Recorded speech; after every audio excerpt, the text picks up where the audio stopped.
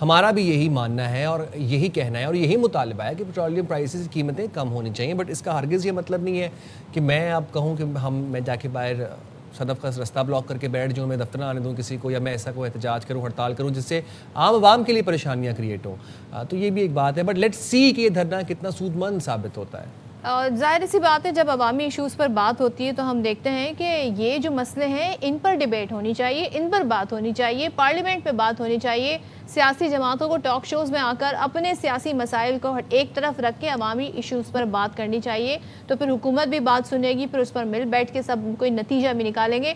और सिर्फ एहतजाज पुरान तरीके से करें, लेकिन एहतजाज आपका आईनी हक भी, बट कोई सोल्यूशन भी प्रोवाइड करें, बताएं कि किस तरीके से प्राइस को इस पॉइंट पर लाया जा सकता है।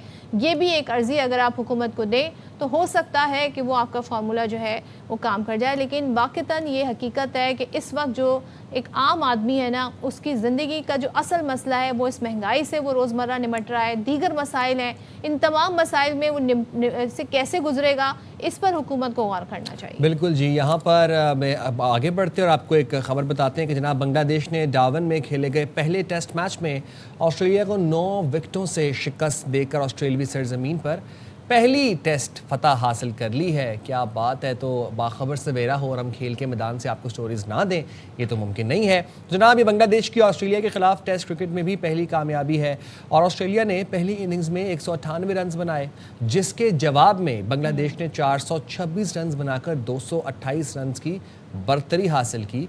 ऑस्ट्रेलिया की दूसरी इनिंग्स 284 रन पर ख़त्म हुई, जिसके बाद बांग्लादेश को फतह के लिए सिर्फ 57 रन का हदफ मिला और बांग्लादेश ने यह हदफ सिर्फ 1 विकेट के नुकसान पर हासिल कर लिया। क्या बात है, क्या बात है, ज़बरदस्त। ऑस्ट्रेलिया की जानिब से कैमरॉन ग्रीन ने 104 रन की शानदार सेंचुरी स्कोर की, ताहम उनकी इनफरादी कारकर्दगी टीम को शिकस्त से ना बचा सकी और बांग्लादेश के फास्ट बॉलर हसन महमूद ने मैच में मजमूई तौर पर 9 विकेटें हासिल करके फतह में अहम किरदार अदा किया। अब आप सोचें बांग्लादेश की क्रिकेट कहाँ पर चली गई है कि ऑस्ट्रेलिया जैसी टीम को 9 विकेटों से उन्होंने शिकस्त दी है। तो ज़बरदस्त परफॉर्मेंस रही ऑस्ट्रेलिया सरजमीन पर, पहली टेस्ट की फतह है ये और बांग्लादेश की। तो जो उनके जज्बात थे, जिस तरह वो उसका इजहार कर रहे थे, वो भी बड़े दिलचस्प थे। जाहिर सी बात है, बड़ी मेहनत करके ये टेस्ट मैच है और आजकल हम देख रहे हैं कि जब से T20 फॉर्मेट आया है, टेस्ट मैचेस पर उतना फोकस नहीं किया जाता। मैं किसी और मुल्क की मिसाल नहीं दूंगी, मैं सिर्फ पाकिस्तान की मिसाल दूंगी। हम लोग टेस्ट को उस तरह से सीरियस लेते नहीं हैं। अटेंशन स्पैन का भी इशू है ना हमारे साथ, तो ये तो ओवरऑल हो गया है, ग्लोबली हो गया। दुनिया भर में अटेंशन स्पैन जो है वो because of the mobile phone, short reels, इनकी वजह से हमारा कम हो गया। लेकिन क्रिकेट में अटेंशन स्पैन जो है वो कम हो जाना, दैट डजंट मेक सेंस। लेकिन आई थिंक वो T20 फॉर्मेट है, उसी दिन नतीजा निकल आता है और जल्दी जल्दी जी 20 ओवर खेल के दोनों टीमें अपनी अपनी इनिंग्स खेल लेती हैं 20 ओवर्स में और बड़ा फास्ट पेस होता है। लेकिन फास्ट पेस हम अभी भी उस तरह से फास्ट पेस नहीं हुआ। अगर मैं सिर्फ पाकिस्तान की बात करूँ तो हमें तेज़ क्रिकेट खेलनी होगी, तेज़ क्रिकेट खेलनी चाहिए, ये मैं आपकी इस बात से अग्री करता हूँ। और जो मैच बड़ा सनसनी खेज हो, दिलचस्प हो, इंटरेस्टिंग किस्म का मैच हो, तो फिर वो आपका देखने का भी दिल करता है। अगली इनिंग्स भी, उससे अगली इनिंग्स भी, हार जीत तो होती रहती है। सुस मैच चलता रहेगा तो फिर किसका अटेंशन रहेगा। देखिए आप, ये तो अटेंशन स्पैन का इशू है। T20 ना फौरन तेज बकेट लिस्ट में तो ये भी है कि मैं जी लॉर्ड्स के ग्राउंड में बैठ के टेस्ट मैच देखूं, बिल्कुल एंजॉय करके, लाइक पिकनिक सॉर्ट ऑफ। लेकिन आप कह रहे हैं कि हाँ जी, अच्छा ठीक है, चलें जी मूविंग। अच्छा, तो आपको ज़रा ये भी बता दें जनाब, शाहीन शाह अफरीदी की पाकिस्तान गोल्ड ने चैंपियन डे कप के फाइनल के लिए क्वालिफाई कर लिया। डू और डाई मैच में साइम अयूब की पाकिस्तान वाइट्स को 5 विकेट से शिकस्त दी, फिर 173 रन का हदफ 28 ओवर में पार लगाकर मतलूबा रन रेट भी हासिल किया।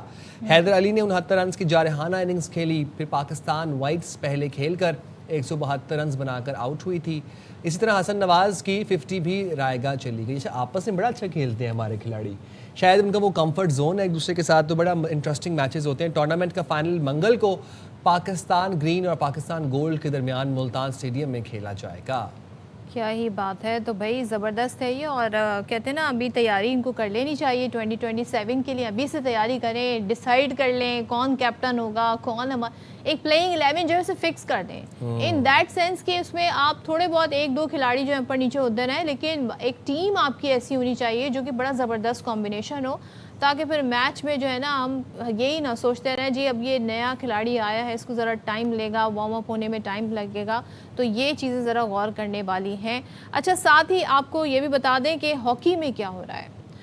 हॉकी जो कि हमारा कौमी खेल है और काफ़ी अरसे से वहाँ से कोई अच्छी खबर नहीं आई है। तो कौमी हॉकी टीम मैनेजमेंट की अब संगीन जो इंतज़ामी गलती है वो आलमी सतह पर पाकिस्तान के लिए बड़ी, कहते हैं ना, शर्मिंदगी का बाइस बन रही है। हॉकी वर्ल्ड कप के इब्तदाई मैच में इंग्लैंड को पेनल्टी कॉर्नर मिला तो बचाने के लिए पाकिस्तान के पास सेफ टिकट ही मौजूद नहीं थी।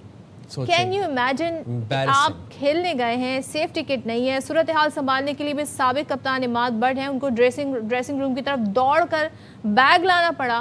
ताखिर पर रेफरी ने क्या किया, कप्तान अबू बकर को ग्रीन कार्ड दिखाकर 2 मिनट के लिए मैदान से बाहर कर दिया। अब मैच में पाकिस्तान को एक ही मुकाबले में 4 गोल से शिकस्त भी हो गई।